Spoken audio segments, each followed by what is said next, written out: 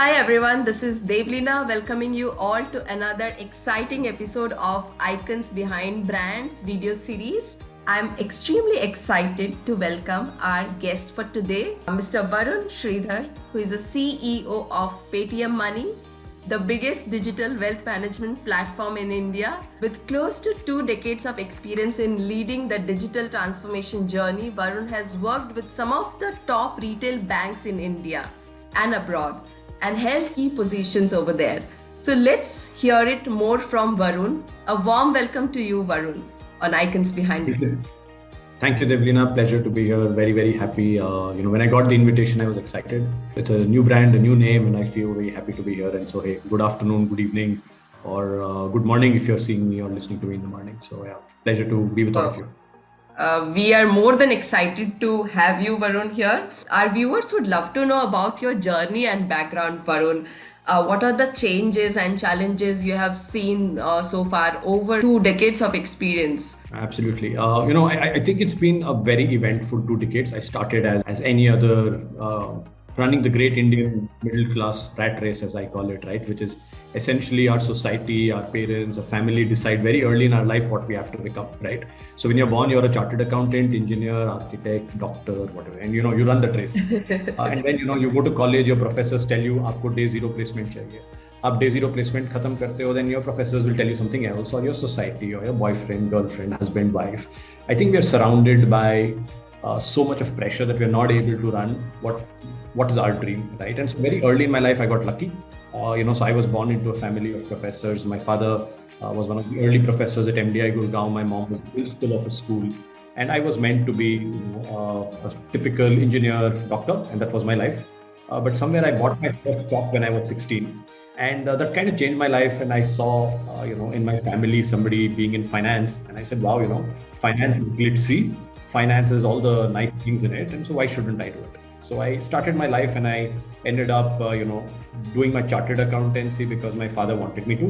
And midway through my chartered accountancy, I left the course almost a week before a big exam, and I decided to contest elections in Delhi University. Okay, so I'm a CA dropout, if you may. And I decided to contest elections. I won my elections. Delhi University elections are crazy, and I became president of my college. Wow. And I realized for the first time in my life, Devleena, that if you take a decision that matters to you, it can go south, it can be really bad, but it's your decision. And because it's your decision, you're able to take that risk, and it's your responsibility. That kind of was my moment. I was 20, young, angry, energetic 20-year-old, right? With much more hair than what I have today. And it was kind of fun at that time to be living that life, and I lived it. And after that, everything I've done has been unconventional, right? So while my parents told me to do an MBA, I didn't. My first job was in banking, in sales. So I used to be a salesperson selling personal loans in Cochin in Citibank, right? And if you look at the journey from being a salesperson to being here as a CEO of a large company, I think the journeys happened because of unconventional choices. So, to the audience, I said, don't look at Varun as a CEO of a company. It doesn't matter, right? I think there's a glamour behind the designation, but what really matters in my mind is making those unconventional choices, running the not normal race of your life, and enjoying it along the way. So after that, I joined Deutsche Bank. It was my first startup. 2008, I went to do my MBA in Italy. I wanted to be a hotshot investment banker. I saw my life as Leonardo DiCaprio, in the Wall Street movie, and that's how I saw my life. And day one of my business school, Lehman Brothers collapsed, and there was no chance of being successful in life anymore, right? So if you're a banker and you're in 2008 financial crisis, that's really bad.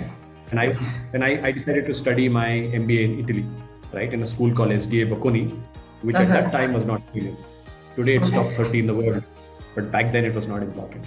So I did all of that, and tough times, and then I worked with BNP Paribas. I worked with the French for about 8 years. I came back to India in 2016 to buy a company called Sher Khan, and I bought it on behalf of the bank. I was on the board of that company for some time. And 2018 was again a turning point in my life, 2018, 2019, where I said that the world has changed. Startups is the future, and I need to do my own thing. And so I ended up becoming CEO of a company called FinShell. It was my own creation. I worked with Oppo, OnePlus, Realme to start it, but eventually it didn't work out. And one day, 18 months before, I got a call from Vijay. I used to be a fanboy of Paytm Vijay Shekhar Sharma for a long time. So when Paytm calls you and tells you, would you like to join?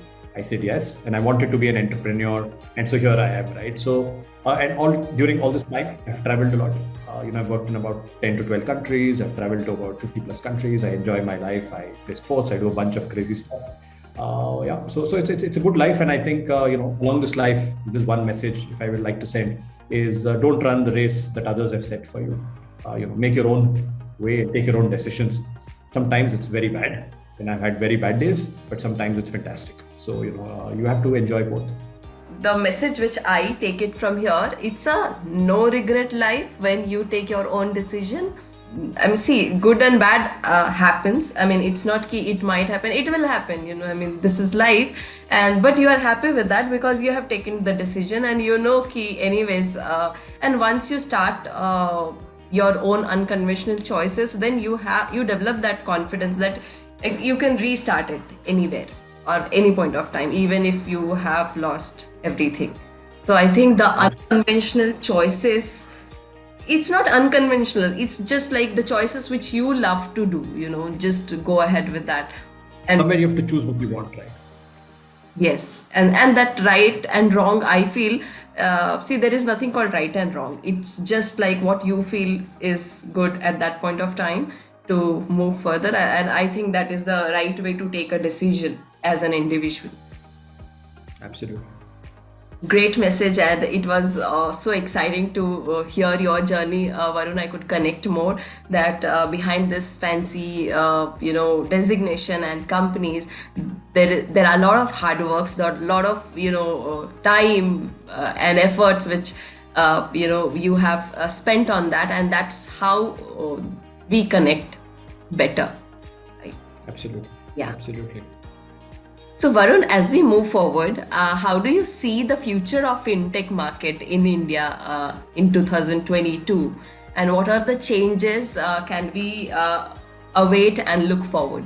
I think 2020 to 2030, this decade, is maybe the single most important decade in the fintech space in India. And within the fintech space, I think the word fintech is now passé, it's old, because fintech doesn't mean anything anymore. I think you should start talking about lending tech, payment tech, wealth tech, insure tech, right? Because each of those have become so big. And I think if you look at the next 10 years, all of these fintech spaces, and I think if you specifically take lending tech or wealth tech, the next decade is the single most important decade, because India spent 2010 to 2020 making the foundation. So Aadhaar came up, KYC came up. Thanks to Mr. Ambani, everybody has a phone and everybody has a connection. Infrastructure has come up. The government has done a fantastic job changing regulation. SEBI, RBI have done a great job. All of this put together, and private participants, people like Paytm, have done a great job trying to bring all this to a consumer in form of a product. True. Right? And whether you look at payments, whether you look at wealth management, some of these things which were not present earlier are now present with millions of consumers, right? And if you look at that, let's take an example. Let's take the wealth business, right? 2010, people trading or people investing in mutual funds very less. 2020, everything changed, right? And COVID was the spark of the revolution. But if you look at 2017 or 2018, when Paytm Money launched mutual funds, we were the first company to go out and tell people that, hey, there is something called direct mutual funds. And I'll just give you a quick explanation of it. So essentially, when you buy let's say a 5 lakh rupee mutual fund, you pay 1% as expense ratio or asset management fee to the asset manager. And then you pay 1% to the distributor who got the signature from you on the form.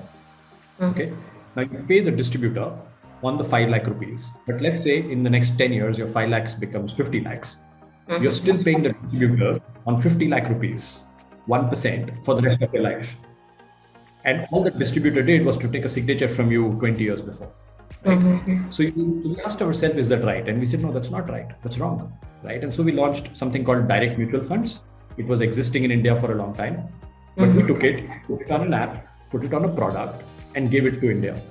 I'll share with you some numbers. We have today at least one customer in 99% of all PIN codes in India. Because the minute I explained, let's say to Devleena, that Devleena, on your 5 lakh rupees, why are you going to give 1% for the rest of your life to somebody who took a signature for 1 minute? And you are like, huh, say it. Why should I do that? Yeah. The minute consumers got aware, the word spreads. That's what makes Paytm Money one of the largest wealth management companies in India.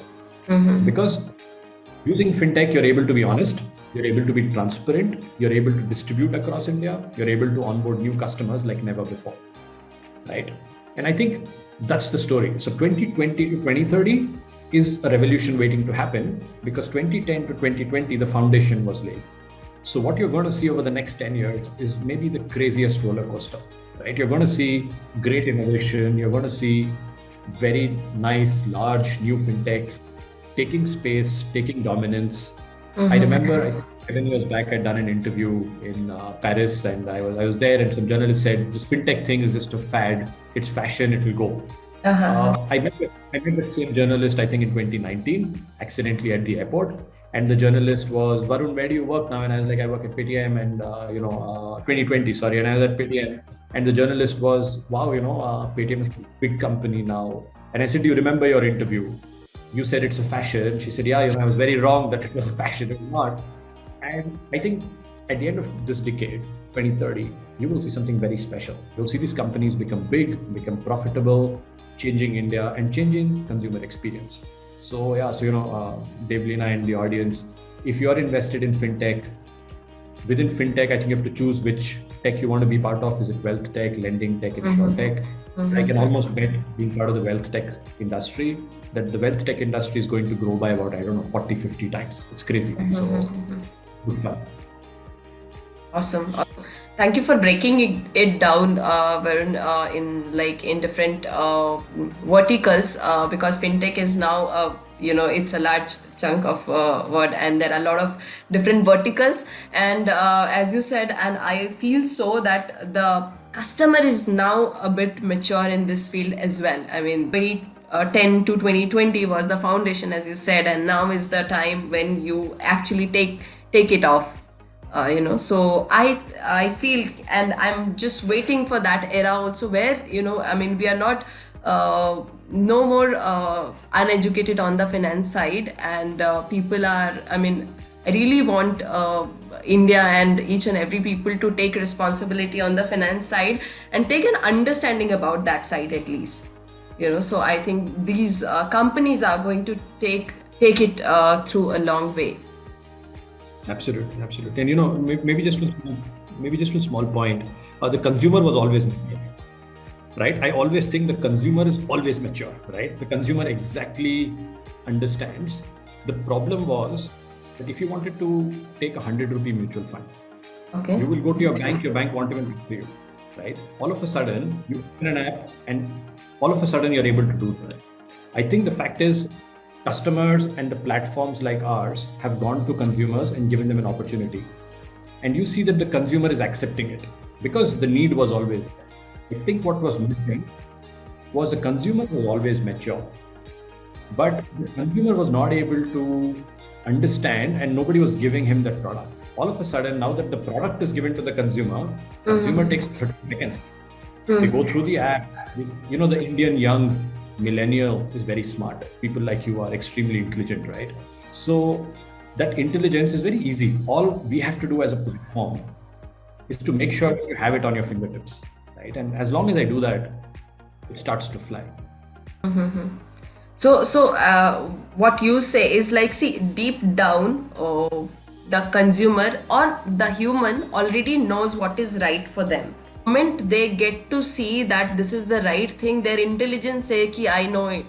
This is what it meant for that, right? So and I relate it to life as well. What I felt just now, a realization that deep down inside we already know what is right, what is wrong, and what is good or bad. Only with this condition we just try to fix it and match it up, and that is how the decision we take it, the moment we see, and then we recall ki yeah, this is right, and let's take it. Somebody once asked me saying, hey, which is the best computer and I said the human brain, right? The human mind is so progressive. Like no computer is yet matching human mind. So as long as a marketeer appreciates that, see, most marketeers don't appreciate the consumer.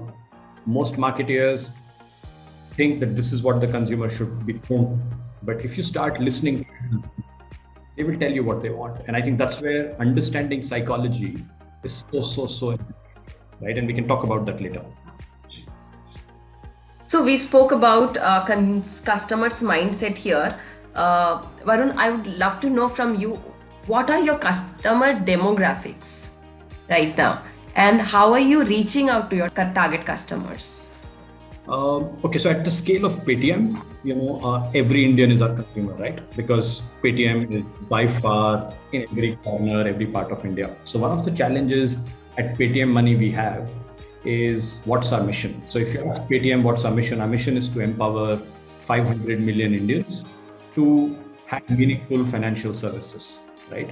Then at Paytm Money, we said we would like to have 100 million Indians managing their investments by their own in a more efficient way than keeping it in the bank in a savings account at 3.5% or in a fixed deposit at 5.5%. When you actually keep your money there, you lose money, right? Now, most people don't know what to do. Mm-hmm. If they know what to do, they don't know how to do. If they know how to do, they feel that the money they have is too less or too high, so they don't try it. So then when Paytm Money was launched, what we said is we will cater to 3 types of consumer segments largely. Okay.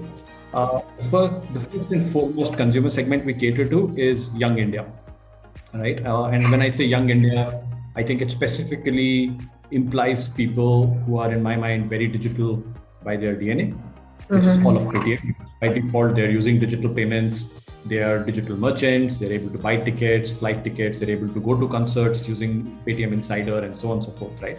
So these are young India, and young India is anyway very well equipped digitally. But that's my segment number 1. There is segment number 2, which is what I would call businessmen. Paytm has a very large merchant network. We have over 20 million merchants, which are shopkeepers, small businesses, big businesses, online businesses. Those business owners, they need someone somewhere to manage their money, right? Because essentially they need to create wealth and they need to manage it. That's right. And they are very good. The businessman is very, very good at making money work harder. Normally, salaried people don't make money work as hard. But if you ask a businessman, they're really, really good. Or if you go to Gujarat, they're really good at making money work harder, right? So that is my second segment, which is merchants or SMEs. The third segment is affluent India, which is very digital in nature. So in the wealth business, a lot of wealth is with the very rich. But not all the very rich want to work digitally. A lot of very wealthy people in India want to work on the phone. So they want to call somebody and say, hey, Varun, tell me what's good. That's not my consumer. My consumer comes on the app, has maybe 10 crore rupees to invest, and invests that using his app, all by himself or herself without talking to anybody.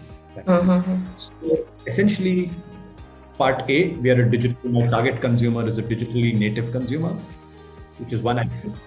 The second axis is my consumer is either a young millennial, a young person in India, or a small business or an affluent person.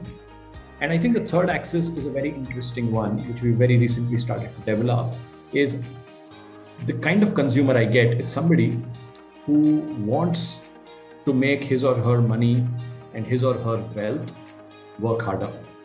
Right now, that's not normal. Not everybody wants their money to work harder. A lot of people want to work on their wealth. They work very hard to save, but over the journey, they don't care how much they have saved, what is happening, etc. Right? And there are 2 Indias, and both Indias are good. But I think some Indians are very particular, and that's, I think, my target segment. So yeah, that's how we've at least thought about it. And a very new segment we are going to work on this year is women, is people like you. Okay, because I think a lot of women in India are behind on investing. And I'm super happy to see the change in the last 1 year, which is fantastic. The number of young women who have started to say, I want to be financially independent is great. So that's a new segment for us because it's tough to understand. It's tough to create products specifically for the teaching. Yeah. And I could connect to that, Varun, very well, being an entrepreneur, being a women entrepreneur. You know what, like, I mean, I'm connected to women entrepreneurs network as well. And this is a mindset, I mean, that finance is something I don't want to take care, I mean, by choice or or maybe whatever it is. But we realized over the period of time, like, we are a group of entrepreneurs, so we have realized that we really need to understand this part also, and need to know and need to put our views on the finances as well, because finance is the, I mean, our wealth is the biggest part why we are working, I mean, why we are working, putting so much of hard work, not just because we love it, that is for sure, but we need something and we need to manage it work for us. So I think the awareness has already started, and the moment that mindset changes, it works. So probably I'll Yeah. speak to you offline on this segment as well, how we can, work a little more on this women part. And I feel like, I mean, we should actually focus on that part, being a part of that community. Absolutely. One of the reasons I agreed to do this was, you're a woman entrepreneur, and I would go all out to support anybody who's trying. Paytm stands for supporting entrepreneurs, and you're a lady doing a fantastic job, and so that's why we said we'll come behind you and help you out with this. But I Yes, think Varun. that exactly is the start, because most people don't realize that they need to do this, right? And That's they will right. work 20 years to earn wealth, but they will not spend 20 minutes a year, and that's all that is needed to manage their money, right? It's the strangest paradox that exists. True, true. And why I connect it more, because for long, for so many years, I was also, in that same mindset that I don't want to talk about any numbers or finances.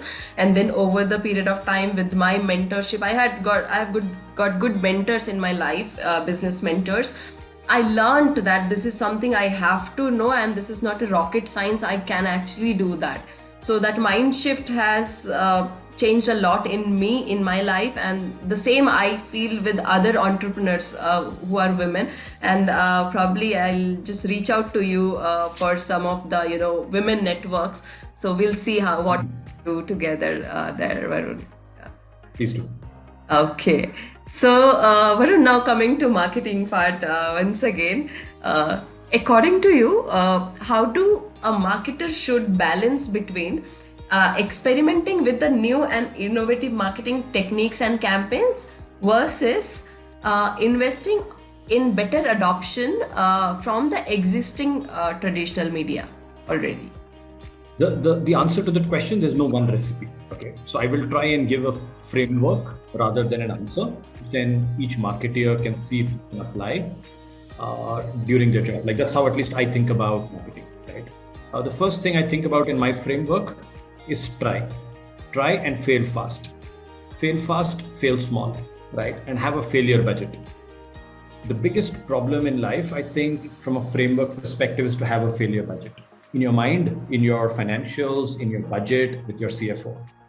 Because the minute you start to have saying, I'm going to invest, let's say, 10 crore rupees in my marketing for the year, you should say, I'm going to try 1 crore rupees with new things, and I know I'm not going to get anything from this. But most people don't have the courage to do that and don't have the planning to do that, right? So my typical marketing spend framework, if you may, or my growth framework, depends on setting up the right rules and the right boundaries. So rule number 1, set up your failure budget. Rule number 2 is be tracking numbers almost on the hour, at least every day. Right? Marketing is not so much about creativity only. Marketing is a lot about getting the maths right. The greatest marketeers I have seen in my life are actually superb in mathematics and very weak in marketing, right? Because they're able to be so sharp.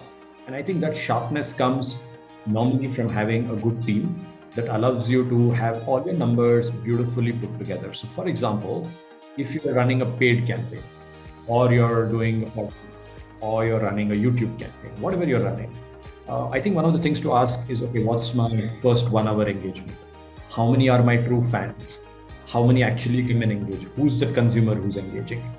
Nobody has answers to these questions. And normally I find marketers giving very, very broad answers. So if my marketer comes to me and gives very broad answers, I know that person does not have control over his or her numbers. So framework number 2 is I would set up very strong reporting and convert all of the marketing decisions to data. So if there is a decision to be taken, don't take it without data.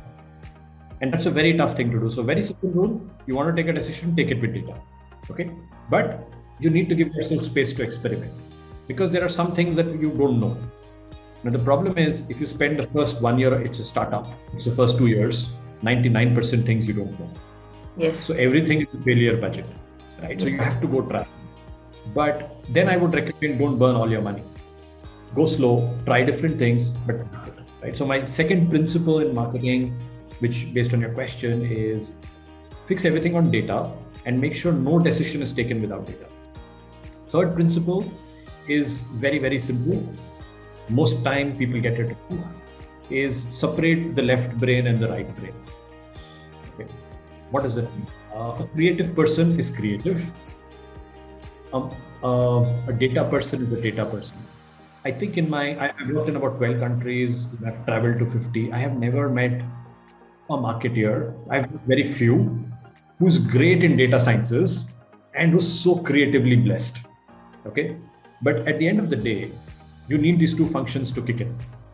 Yes. I think what we need to do is to say the creative person needs creative space, needs creative thinking, needs the freedom of thought.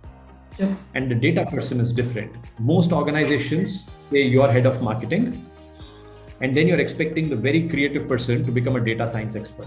Or the data science expert takes over and you're expecting him to be creative or her to be creative. Both are wrong things. So I think separating those two at the right place allows the organization, allows the startup, allows the marketer to be more successful, right? So think about it as doing these two separations. And the last thing, the pillar number 4 or principle number 4 for me is consumer. How many processes that we make or how many products or marketing campaigns we launch are actually consumer certified? And I can tell you the answer is less than 5-7%. Right now, one of the things I've been doing, I was telling you earlier, I'm a salesperson. I started my life in sales, selling outside in ATM. So my first job was outside in ATM, trying to sell credit cards, personal loans, right? So that's how I grew up. I grew up there. So one of the things I realized very early in my life is that you need to talk to a consumer. You need to listen to a consumer, right? So from my perspective, we don't listen to consumers enough. So if you go to my Twitter handle, you go to my LinkedIn, you will see that every week I at least answer 20 queries. I speak personally to 20 customers myself, and that's not easy. Trust me, at my role to talk to 20 people, and all these 20 are angry customers. So they don't care who's Varun. They're abusing you, right? They'll pick up the phone. First thing they will say is, "Aapka ye sahi nahi hai, aap mujhe paise de do, you are blah, you are." The Indian consumer is very angry consumer, okay? Because the Indian consumer thinks that if they have given you 20 rupees, they own you. Yes. Right? And that's fine. It's my job. I'm not a CEO for them. For them, I'm a customer service agent. Right? And most of them don't even know who I am. They just pick up the phone and blasting at me. After I tell them who I am, they still calm down for 2 minutes and then they're back to blasting me. And what I learned during those conversations, Devleena, is what does the consumer really want? Most marketeers don't talk to consumers, right? So at Paytm Money, we talk to consumers a lot, right? So, and that's why I do it personally. Because I know that if I do it, my and if I can do it at my level, everybody else can. So nobody can say I'm busy. I don't think there's anybody more busy than me in the company. And if I can make time for this, this is priority. And if it's priority for me, it's priority for everybody else. And that's the DNA where I love Vijay talking to consumers. He's on Twitter, on LinkedIn all the time. He quickly listens to complaints, and we are very fast in changing the product. And I think that's the success of Paytm Money. I'll give you an example of the 4 principles now. In the last 18 months, we've done about 25 product releases. We've launched about 10 new product categories. We've at least, if not anything, maybe changed our product 100 times, right? And we've gone from being broker number 0 in India to top 15 brokers without spending any money on advertising. We spent 0, right? Now that's the success of these 4 principles. that if you're able to start thinking about marketing as pillar A, pillar B, pillar C, pillar D, I think the rest will automatically come through. But most people don't work like that. Most people will forget talking to a consumer. Most people will not separate data science. Most people will not have a favorite budget. So I think, I hope these messages help the people who are listening to this. But I think, I can't tell you in your category what works. You're smart enough. But I think what I can tell you is this is the framework I apply to run Paytm Money, right? And it seems to work. It's really admiring to know, Varun, how you are valuing the customers' complaints and their issues and taking it so personally. See, deep down, I feel every entrepreneur know that customer complaint and feedback is very important. But as you mentioned, over the period of time, we forget to address that, and we delegate it to other people. And if, for example, if we get to know, the direct communication with the customers, you sense a lot more than how you sense it through the hierarchy, right?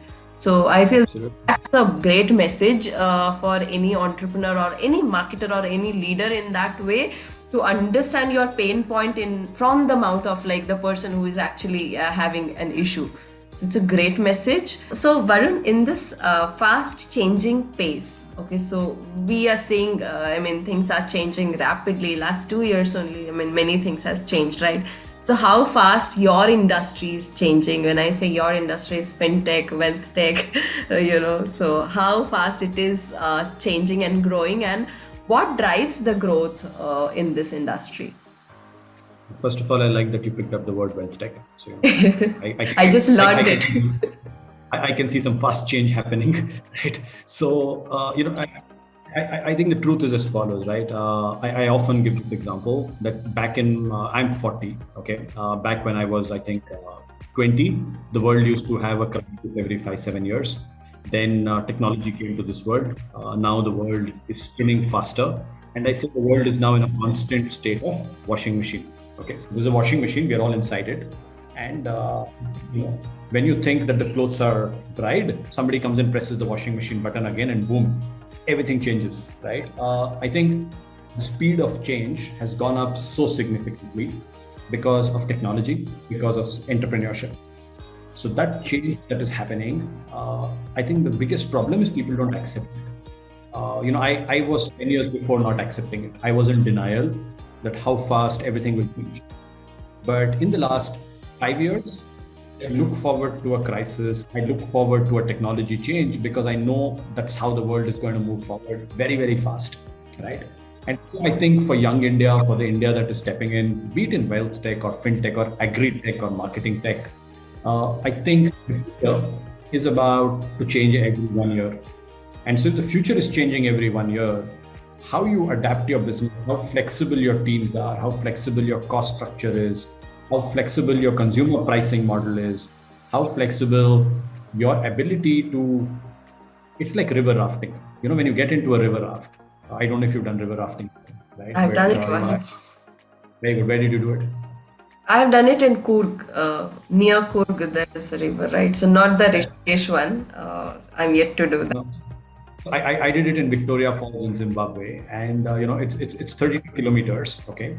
And when you do it, it's a 6-hour thing. And the one thing the boat guy tells you, which I think is a great marketing message of my life, is you sit down in the boat at 6 a.m. They make you sign this disclosure that if you die, it's not our fault, okay? Because it's one of the world's best river rafting things. And as I was doing it, he said something when we got onto the boat, and he said, look, the water will always be more powerful than you. Okay, you can row all that you want, but this is one of the world's toughest river rafting. So don't try and fight the water. Be a part of the water. Learn to take your boat along the water, okay?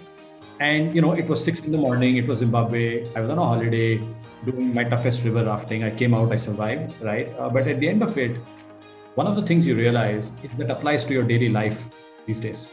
That if you look at a company, you're not going to control COVID. You're not going to control regulation. You're not going to control stock market. You're not going to control your consumer. What you can control is how much you can keep your boat afloat and how fast you can row to changing waters. If the water is moving left, you will have to go left. Most companies and marketeers are very bad at it. They can see that the water is going left, but they will still persist to go right.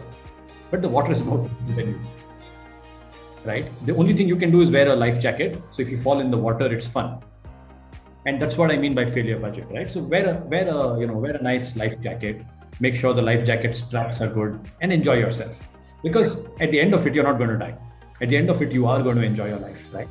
But the fact of the matter is that exactly applies to a company. So as long as you start thinking about it, and I think change is going to happen. What's going to change in the next 10 years? I think everything, right? If you take the wealth tech space, there are broker platforms like me trying to say that wealth management is not about transaction anymore. It's about transaction. It's about advice. So we have an advisory marketplace. So any advisor can come to Paytm Money, can come and give their advice, and consumers can consume it. They don't need to go to YouTube, Twitter, Instagram, LinkedIn. You come to the platform. We set up something called a Paytm Wealth Community. It's a video-first live community. So if Devleena wants to talk to young women about investing, you can go and start talking to them, right? And a lot of young women who are into investing will look at you and say, yeah, if she can do it, so can I. Right? It's another way of making a community. Then we've launched very recently something called Paytm Wealth Academy, which is somewhere where you can learn about wealth management, right? And like this, we have launched many more things. What we are trying to do is to make Paytm Money the super app for wealth management, right? I think that's what is going to happen over the next 10 years, where consumers are increasingly going to look for the brand of their choice to deliver trust, to deliver simplicity, and to deliver at the lowest possible cost. Because the consumer is very, very price sensitive, and that's good. Because the consumer is price sensitive, he keeps me price sensitive. So for example, when we launched our equity brokerage platform, everybody in India was operating at 20 rupees a trade. I operate at 10 rupees a trade. Okay. So my pricing is half of everybody else in India. And the reason for that, my nearest competitor has about 2,000 people. I have about 400. Okay. And we're big, and we're all technology based. So we think how to solve the problem using technology, right? And the reason I give that example to you is that's what is going to change in the next 10 years. That technology is going to come in super fast. Data sciences is going to come in super fast. So if you're building something and if you can't take care of technology and data as a core part of your consumer offering, you will start to be behind. And as you start to fall behind, it's very tough to catch up to your competitor who's investing heavily in technology and data sciences, right? So yeah, so in the next 10 years, I think exciting time in India. I think the top 10 companies you see today will not be the top 10 in 2030. In the wealth tech space, there will be new players. I hope we are one of them. There are new startups. There are at least 1,000 young people in India trying to crack the wealth tech space. I think at least 10 of them will succeed. They will beat us. They will beat everybody else. And I would love it because that's true competition. And I also think that the world has become such a small place that if you see an innovation happening in San Francisco, in Beijing, in Warsaw, in London, in 2 days, it's in India. Or if they see it in India, in two days, it's in San Francisco. And I think that's changing so fast that it is a river rafting, and you are going to be in that raft, and you have to decide what your position is. Right? At least I'm trying to be the captain of my raft right now. Yes. So to summarize, I really loved the example, which I'm sure I'm not going to forget it. In the fast changing pace, in the fast changing space, don't get anxious and don't get, don't resist the direction and the current. Just be part of the river, just be part of the water. And when you fell down, wear a life jacket, which is the failure budget. I really loved that, and I'm not going to forget that. With that one line, be a part of the water, and that is how you're going to sail through it. And even if you are just falling down, you're going to enjoy the water. Super. Thank you, Varun. Thank you for this. And I would like to know, what principle do you rely upon during the toughest moment as a CEO? So by the way, CEO have tough moments all day. So I'm sure. it's a tough job. You're a founder, whether you're a CEO, whether you're a founder of 5 people or 500 or 50,000, it's the same pressure. And I think the pressure is tough. Leadership is lonely. The principles are so important, right? So I try and do 4 or 5 different things. I think the first thing I try and do is be honest with my team. The toughest thing to do is to be honest, right? Now, honest doesn't mean being rude. I think honest means being honest and being empathetic, not sympathetic, but empathetic, and saying what it is, right? If somebody has not done a great job, I think you need to tell that person, hey, look, you've not done a great job. That doesn't mean that I don't like you. That means I still like you, but the job that you did is bad. There are 2 different things. You care more, right? Actually, because you're risk to tell that you have not done a great job. You have to do.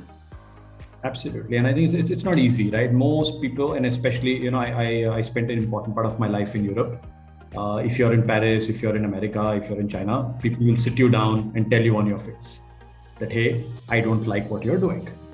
It does not mean that you're a bad person. It just means that the work you did is wrong. Let's fix it. Yeah. In India, it's impossible to have a tough conversation so easily. To have a tough conversation, people are very emotional, right? Yes. And people are not used to tough conversations. People are like, oh, does this mean I'm fired? I said, no, most probably you'll get promoted because you tried something and you didn't do well. But I need to tell you it's not going well, right? And I think that's the first principle I follow, which is honesty of conversation. The second thing I try and follow is consistency. I think the biggest problem of in a fast-changing world is the leader needs to maintain consistency of thought, of strategy, of future. A leader should not fall shy of change, but a leader also should not make sure that every Monday there's a new strategic action plan. Because then the team is like, I don't know what I'm doing, right? And I think that's so important, right? Which is part 2. Part 3 and part 4 are more personal. I think I need to enjoy my life, so I take time to enjoy. I take time to live my life fully, because only when I enjoy my life will I be able to make sure that I am peaceful. Only if I am peaceful is my team peaceful and I'm thinking correctly. So I think making sure I am happy personally, making sure I do the things that I like. I have time for that is so important. And the last thing is I try to my team the same thing. I said, you're not here to work all the time. I keep asking them, I keep telling them I live in Goa. What have you done in COVID? If you're still stuck in Bangalore, Delhi, Bombay, and you've been there all your life and you haven't made an effort to go to Kerala, go to Kashmir, go to Northeast, go to Goa, go to Gujarat. I said, what are you doing, right? Because these 2 years was such a gift. And the next year is such a gift for Indians and young India, that if you don't explore, what are you doing with your life? And I think the best way to learn is travel, right? That's the one word I think I tell everybody here. So these are the 3-4 things I do. And I think it helps me get over very tough situations in general. Right. So I think it's a great message and awareness that last 2 years and next 1 more year is a gift for the mankind. This is how we balance, right? I mean, we talk so much about work-life balance, and it is not something which will, all of a sudden you'll get as a gift work-life balance. You need to create it, you need to make it, you need to work together. So I also follow one philosophy, and I really like that, the and life, you're not leaving anything. You're doing this, plus you're doing that. You're just merging both in such a way that, it is not affecting each other in a negative way, but it is harmonizing, the work and life. So for me also, as an entrepreneur, if you ask, many people ask work-life balance as a women entrepreneur. So I don't talk about that much. And but I really enjoy my life. Whenever work comes and life comes, so it's all same. But the peace of mind and enjoying life, I feel, which is like, if you are at peace and you are your mind is firm, then I think you take decision in a very different way, in a very your way. You are not influenced by the stress and other things, right? Absolutely. True. And of course, the honesty part and the consistency for sure. As a leader, when you are influenced and when you have to take a lot of decision, and a lot of people, they are dependent on your decision. So I feel being honest, as you said that, I mean, the disagreements, right? I mean, you are disagreed with that work, it doesn't mean that you dislike it. Like, I mean, it's not same disagreement and dislike. So it's separate, and we really have to put that message across to the team members and the people around, right? Absolutely. You're 100% bang on now. That's correct. Awesome work. So with that, Varun, we are just moving to a little lighter section, and a little, one of my favorite section, which is a rapid fire round. We have seen in Coffee with Currents, right? So now we are also implementing that here. We should call it Zoom with Devleena. So this section is little more about you, little more about knowing you as a person. We will answer in one word or as minimum as possible. Okay, so tell me something about you which nobody knows. I'm becoming a DJ now. So I'm trying to become a DJ. So I'm learning to DJ as I speak. Wow, that's crazy. That's pretty exciting. I'm trying. Let's see. Superb. I'll come to Goa then. Please do. Please do, and let me know. I'll play my horrible music for you. So. Yes. Describe yourself in one word. Travel. What motivates you to get out of the bed in the morning?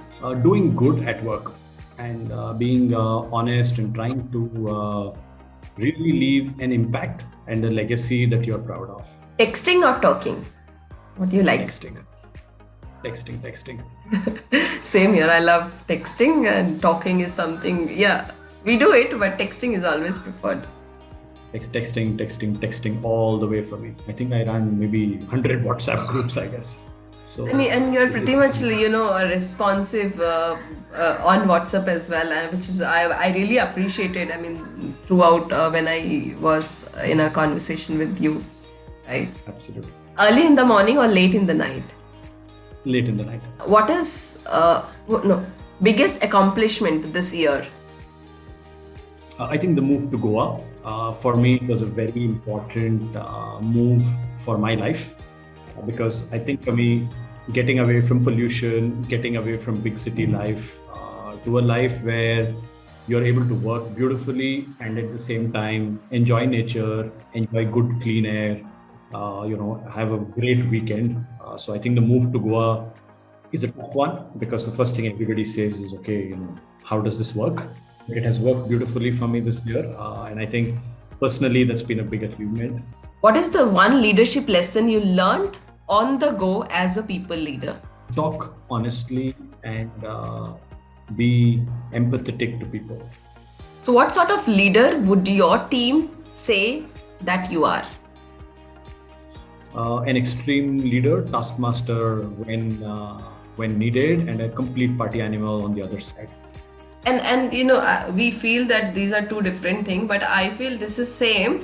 When you are so passionate about one thing, how can you not be passionate about the other, right? I mean, you can go extreme in both. Wherever you will put your energy, either it is 0 or 100, right? I mean, either you won't go or you will go with 100%, right? So I feel it's the quality which you carry. No matter where I'm going, let me put the intensity and let me put my 100% there. So I think it's all well said. I'm going to reuse your line next time. So.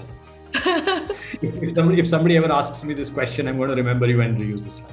For sure. Superb. Thank you, Varun. Thanks. Means a lot, I mean, I'm learning a lot from you, and that's how I'm just connecting whatever coming in my mind at that point. Thank you. So, one key learnings that you have picked up from your team? Ability to listen. Thank you, Varun, for this. And with that, we are just out of the rapid fire round also. And before we wind up the conversation, Varun, I want you to share your message for the aspiring leaders. First of all, I think there are 3 messages I would like to give to aspiring leaders. Message number 1 is stay in touch with your consumers. It's completely underrated. Invest at least 20, 30, 40% of your time with consumers. Meet them in person, talk to them, Zoom them, WhatsApp them, as you like. But stay in touch with your consumers, because your consumers will give you much better and honest feedback than anybody else. Message number 2 is travel the world, travel India, meet new people, eat new things, because there's no better learning than travel.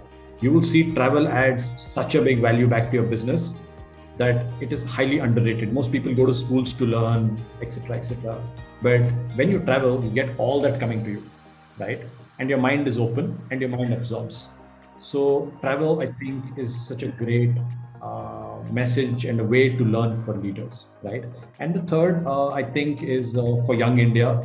India is such a fantastic place right now. Next 10 years is great. So if you're a young leader and you're already setting up your startup, go all out. And if you take a bunch of times, people like me are there to help you out, right? And reach out to us. And I think next 10 years, India, fintech, wealth tech, it's the single most important decade. So just enjoy yourself out there. And the water will carry you, like I said before. Great messages, and I really loved it. I mean, it's practical and insightful, yet it's very realistic. The whole conversation which happened, I really enjoyed each and every part of the conversation, and thank you for bringing a part of your life here in Icons Behind Brand, and great insights and great key learnings for me, and I'm sure it is going to add a lot of value to the viewers also, Varun. Thank you, Devleena. You've been a fantastic host. You're great, and so thank you for the super questions and organizing this. Thank you, Varun, and I hope you had a good time here. Absolutely, very, very, very good time. Enjoyed it.